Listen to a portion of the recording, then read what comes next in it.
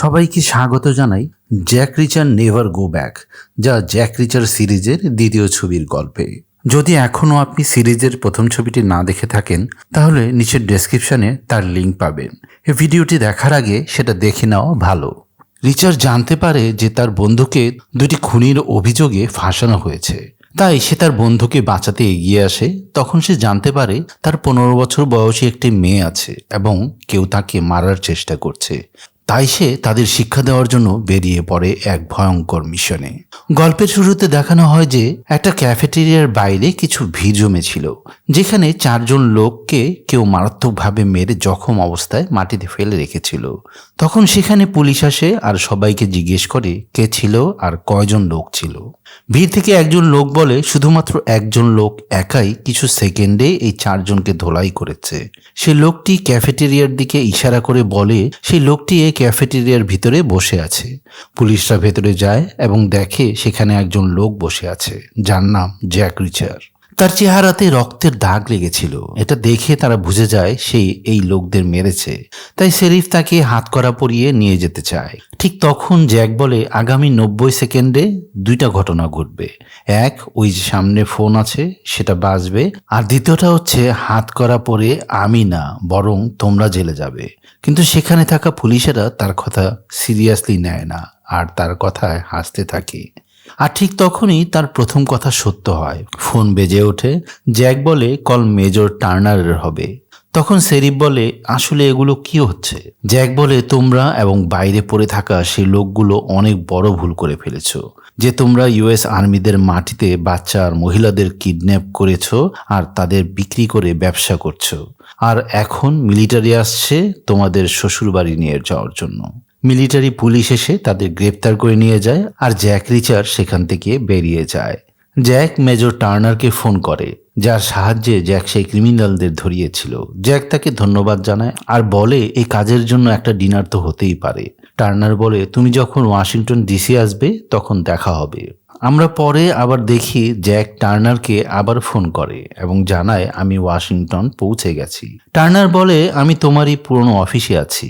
এখানে টেবিলে একটা হালকা ফাটল আছে আর আমি শুনেছি তুমি কারো মাথা দিয়ে টেবিলে আঘাত করেছিলে। তখন জ্যাক বলে হ্যাঁ, তুমি ঠিক শুনেছ। এরপর জ্যাক মিলিটারি হেডকোয়ার্টারে পৌঁছে সার্জেন্ট লিচের সাথে দেখা করে। সে বলে আমি মেজর সুসান টার্নারের সাথে দেখা করতে চাই। কিন্তু জ্যাক যখন ভেতরে যায় সে দেখে হতবাক হয়ে যায়। সেখানে মেজর টার্নারের পরিবর্তে অন্য একজন লোক বসেছিল যার নাম কর্নেল মর্গান। জ্যাক জিজ্ঞেস করে মেজর টার্নার কোথায়। মর্গান জানায় মেজর টার্নারকে বিশ্বাসঘাতকতা করার অপরাধে গ্রেপ্তার করা হয়েছে। টার্নার দেশের সাথে বিশ্বাসঘাতকতা করেছে। এরপর জ্যাক বাইরে এসে সার্জেন্ট লিচকে জিজ্ঞেস করে টার্নারের কেসে অ্যাটর্নি কাকে নিয়োগ দেওয়া হয়েছে। কিন্তু লিজ বলে সরি স্যার, আমাকে মেজর টার্নারের কেসের ব্যাপারে কোনো তথ্য শেয়ার করতে বারণ করা হয়েছে। তখন জ্যাক জিজ্ঞেস করে তোমার কাছের কারো প্রয়োজন হলে তুমি কাকে অ্যাটর্নি নিয়োগ দেওয়ার রিকমেন্ড করতে। তখন সে বলে দেয় কর্নেল মুরক্রাফট। তখন জ্যাক বুঝে যায় যে তার এখন কার সাথে দেখা করতে হবে। এরপর জ্যাক কর্নেল মুরক্রাফটের সাথে দেখা করতে যায় আর মেজর টার্নারের ব্যাপারে প্রশ্ন করে। সে বলে আসলে মেজরের বিরুদ্ধে কিসের চার্জ করা হয়েছে। তখন কর্নেল বলে মেজর টার্নারের ঘর থেকে একটা হার্ড ড্রাইভ পাওয়া গেছে যেখানে দেশের কিছু গুরুত্বপূর্ণ তথ্য আছে। আর তোমার বিরুদ্ধেও আর্মিতে একটা কেস ফাইল করা হয়েছে যেখানে বলা হয়েছে তুমি ক্যান্টাস পেটানের বাচ্চার বাবা এবং বাচ্চার দেখা করার জন্য তোমার কাছে টাকা ডিমান্ড করা হয়েছে। তারা তোমার কাছ থেকে ক্ষমার বিপরীতে টাকা দাবি করছে। আর তার মেয়ের নাম সামান্থা, সে ফস্টার কেয়ারে রয়েছে। জ্যাক বলে আমি ক্যান্টাস নামের কোনো মহিলাকে চিনি না আর কোনো বাচ্চাও নেই। তারপর জ্যাক আবার টার্নারের ব্যাপারে কথা বলে। তখন কর্নেল বলে এখন টার্নারের সাথে দেখা করা যাবে না। আর সে ধানাই পানাই করতে থাকে আর জ্যাকের সাথে ঠিকমতো কথা বলে না। তখন জ্যাক চলে যেতে যেতে বলে কর্নেল, একসময় আপনি খুব লয়াল ছিলেন, কিন্তু এখন আপনি শুধু আপনার চাকরি বাঁচাচ্ছেন। আর যদি কখনো আপনি আপনার এই পোশাকের সত্যিকারের মানে মনে আসে তখন আমাকে ডাকবেন। জ্যাকের উপর 2 জন লোক দূর থেকে নজর রাখছিল। জ্যাক যখন জানতে পারে তখন তাদের কাছে যায় আর তাদের পেটায়। তাদের আইডি কার্ড দেখে সে জানতে পারে তারা প্যারাসোর্সের জন্য কাজ করছে। কিছুক্ষণ পর কর্নেল মুরক্রাফট জ্যাক রিচার্ডকে ডাকে, তাকে একটা ফাইল দেয়। সেখানে সিবালি এবং মার্কোভিচ নামের দুজন অফিসারের সকল তথ্য ছিল, যারা আফগানিস্তানে মারা গেছে, এবং তাদের মার্ডারের কনস্পিরেসিতে মেজর টার্নারের হাত আছে বলে জানা গেছে।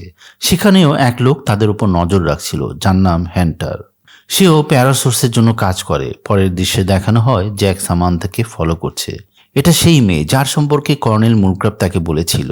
কিন্তু সামান্থা জেনে যায় যে জ্যাক তাকে ফলো করছে। সামান্থা খুব ভালো মেয়ে ছিল। সে জিজ্ঞেস করে, আমাকে ফলো করছো কেন? জ্যাক জিজ্ঞেস করে, তুমি কি ক্যান্টাসের মেয়ে নাকি ওর বন্ধু হও? আসলে ক্যান্টাস প্রথমে প্রস্টিটিউশনের কাজ করত, তাই সামান্থার মনে হয় যে এই কারণে জ্যাক তার মায়ের ব্যাপারে জানতে চাইছে। সে বলে, আমার মা সেই কাজ ছেড়ে দিয়েছে, সে অনেক ভালো কাজ পেয়েছে। এটা বলে সে সেখান থেকে চলে যায়। এরপর দেখানো হয় হ্যান্টার কর্নেল মুরক্রাফটের ঘরে যায় আর তাকে খুব টর্চার করে, আর তাকে জিজ্ঞেস করে, তুমি জ্যাককে কি তথ্য দিয়েছো? আমি দেখেছি তুমি তাকে কোনো ফাইল দিয়েছো। কিন্তু কর্নেল মুরক্রাফট তেমন কিছু বলে না, তাই হ্যান্টার তাকে মেরে ফেলে। এরপর যখন জ্যাক হেডকোয়ার্টারে পৌঁছে যাতে কর্নেল মুরগানের সাথে দেখা করতে পারে, তখন সে দেখে সেখানে কিছু অফিসার, অ্যাসপিন, আরেকজন লয়ার লেফটেন্যান্ট সুলিভান ছিল। কর্নেল জ্যাককে জানায় তার ওপর এই চার্জ আছে যে মুরক্রাফটের ঘরে গিয়ে সে তাকে মেরে ফেলেছে, তাই জ্যাক রিচারকে কাস্টডিতে নিয়ে যাওয়া হয়। যখন জ্যাককে ইনভেস্টিগেশনের জন্য নিয়ে যাওয়া হয় তখন লোককে দেখতে পায়, যার ফলে সে বুঝতে পারে এরা দুজন মেজর টার্নারকে মারতে আসছে। তখন জ্যাক তার আইনজীবী লেফটেন্যান্ট সুলিভানকে বলে, আমার অনেক ক্ষুধা পেয়েছে, আমাকে একটা স্যান্ডউইচ এনে দেবে? যখন সে যায় তখন জ্যাক রিচার সেই রুম থেকে বেরিয়ে এসে অ্যাসমিন নামের এক অফিসারকে পিটিয়ে বেহুশ করে ফেলে এবং তার ড্রেস পরে মেজর টার্নারের সেলের দিকে যেতে থাকে। আর সেই দুজন লোক যাকে জ্যাক বাইরে দেখেছিল তারা সত্যি মেজরকে মারতে এসেছিল। জ্যাক রিচার আর টার্নার মিলে তাদের মেরে ভর্তা বানিয়ে দেয়। তারপর জ্যাক রিচার আর মেজর সেখান থেকে বেরিয়ে যায়। অফিসাররা তাদের পিছু নেয়, কিন্তু তারা দুজন তাদের গাড়ি নিয়ে সেখান থেকে পালিয়ে যায়। তারপর তারা একটা সাইবার ক্যাফেতে যায়। টার্নার আর্মিদের সাইট থেকে ইনফরমেশন সার্চ করতে থাকে, কিন্তু তার আইডি লক করে দেওয়া হয়েছিল, তাই তাদের লোকেশন মিলিটারি বেস জেনে যায় আর তারা সেখানে একটি টিম পাঠিয়ে দেয়। হেন্টারও একথা জেনে যায় আর সেও সেখানে পৌঁছে যায়, কিন্তু রিচার ও টার্নার কোনোভাবে সেখান থেকে বেরিয়ে পড়ে। এরপর তারা দুজন মর্গানের বাসায় যায়, কারণ তারা বুঝতে পেরেছিল যে কর্নেল মর্গানও এই সকল ষড়যন্ত্রের সাথে জড়িত ছিল। জ্যাক তাকে খুব পিটায় এবং সামনে থাকা সিস্টেমের পাসওয়ার্ড জিজ্ঞেস করে। সেও তা বলে দেয়। টার্নার সকল কিছু কপি করে নেয় আর তারা সেখান থেকে বেরিয়ে পড়ে। এর কিছুক্ষণ পর হেন্টারও মর্গানের বাসা চলে আসে। সে জানতে পারে জ্যাক এখানে এসেছিল। তখন হেন্টার জিজ্ঞেস করে, তুমি জ্যাককে কি বলেছো? উত্তরে মর্গান বলে, কিছু না। এটা শুনে হ্যান্টার তাকে অনেক পিটায় আর তাকে ফোন দিয়ে বাড়ি মেরে মেরে তাকে মেরে ফেলে, কারণ সে জানে যে ফোনে জ্যাকের ফিঙ্গারপ্রিন্ট রয়েছে আর তার মার্ডারে জ্যাক ফাঁসবে। আর এরপর জ্যাক সার্জেন্ট লিচকে ফোন করে আর তার সাহায্য চায়। তখন সে বলে যে মর্গানের মার্ডার হয়েছে আর যে ফোন দিয়ে তাকে মারা হয়েছে সে ফোনে তোমার ফিঙ্গারপ্রিন্ট পাওয়া গেছে। মেজর টার্নার মর্গানের সিস্টেম থেকে যে ডাটা নিয়েছিল সেখানে কিছু তথ্য পায়।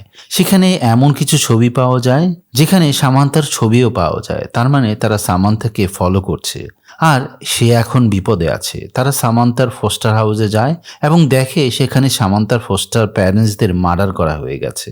তারা সামান্থাকে খুঁজতে থাকে আর তাকে কিচেনে পাওয়া যায়। জ্যাক যখন তাকে বের করার চেষ্টা করে তখন সামান্থা ভয়ে ছুরি বের করে আক্রমণ করতে যায়। জ্যাক তাকে শান্ত করে আর তাকে তাদের সাথে নিয়ে যায়।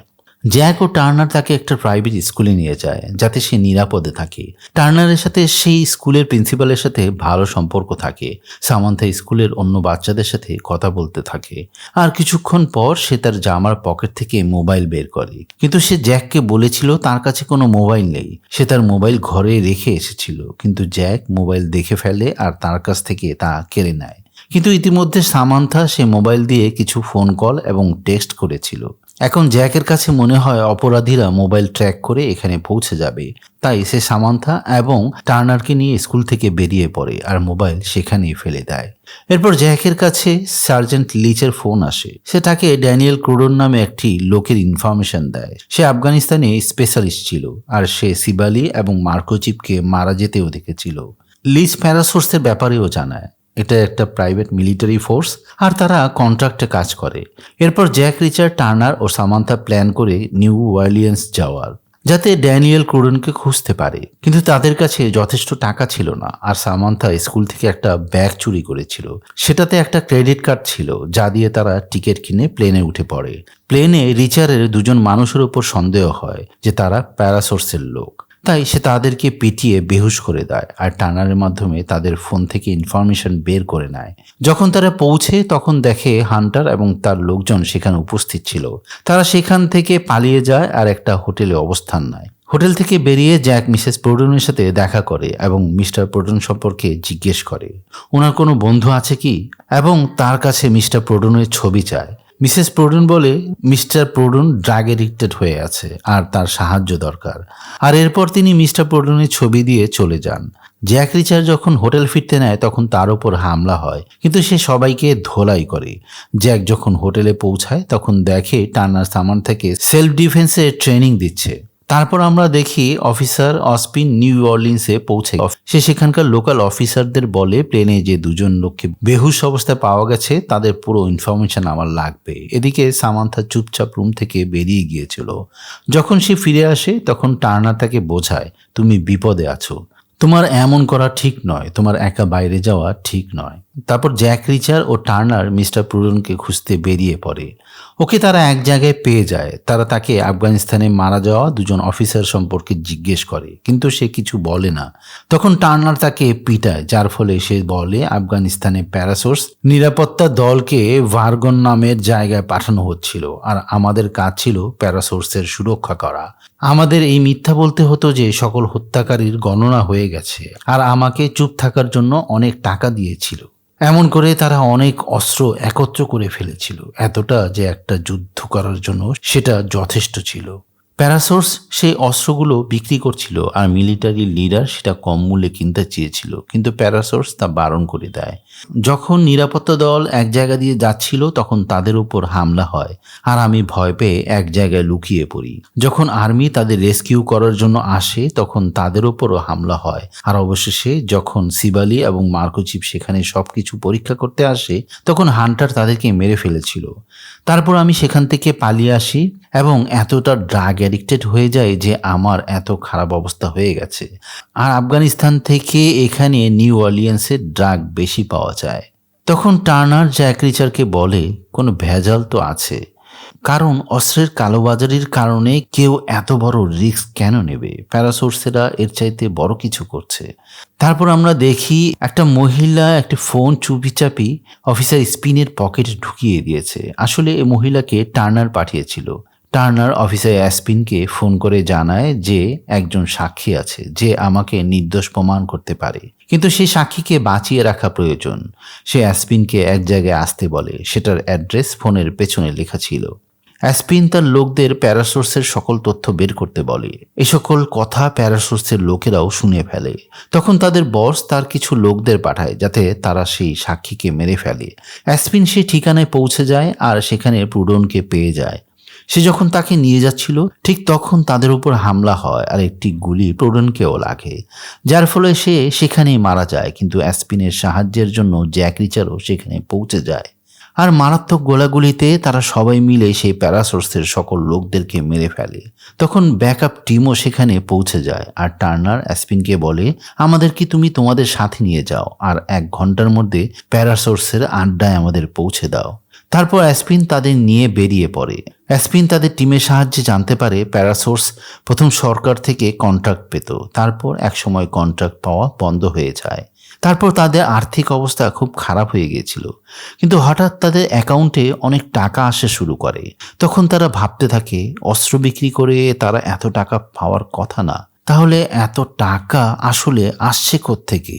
অন্যদিকে আমরা দেখি যখন সামান্থা ক্রেডিট কার্ড ব্যবহার করে তখন প্যারাসোর্সের লোকেরা জেনে যায় সামান্থা কোথায় আছে। তারপর হান্টার বেরিয়ে পড়ে সামান্থাকে খোঁজার জন্য।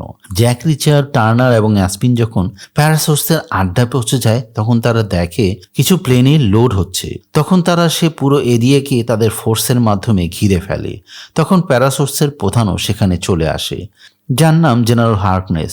টার্নার বলে তুমি ইউএস আর্মির অস্ত্র বিক্রি করে ফেলেছ, এখানে সকল ক্যারেট খালি পড়ে আছে, তোমার কারণে আফগানিস্তানে আমার টিমের 2 জন অফিসারও মারা গেছে। টার্নার ক্যারেট খুলতে বলে আর যখন ক্যারেট খোলা হয় তখন সেখানে সকল অস্ত্র ঠিকঠাক ছিল।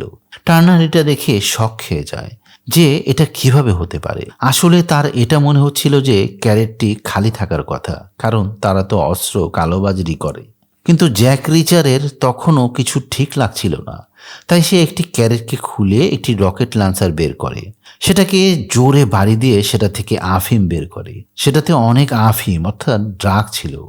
আর এরপর প্যারাসোর্সের সকল মুখোশ খুলে যায়। প্রথম মনে হচ্ছিল যে প্যারাসোর্স অস্ত্রের কালোবাজারি করছে, কিন্তু তারা এ অস্ত্রের অন্তরালে ড্রাগসের ব্যবসা করছিল। হার্কনেস আর তার লোকদের গ্রেফতার করা হয়। অন্যদিকে আমরা দেখি হ্যালোইনের প্যারেড চলছিল, আর হান্টার তার লোকদের সাথে নিয়ে সামান্থাকে খুঁজতে থাকে। সামান্থা এটা দেখে ফেলে আর জ্যাককে ফোন করে বলে দেয়। জ্যাক সামান্থাকে বাঁচানোর জন্য টার্নারকে নিয়ে সেখান থেকে বেরিয়ে পড়ে।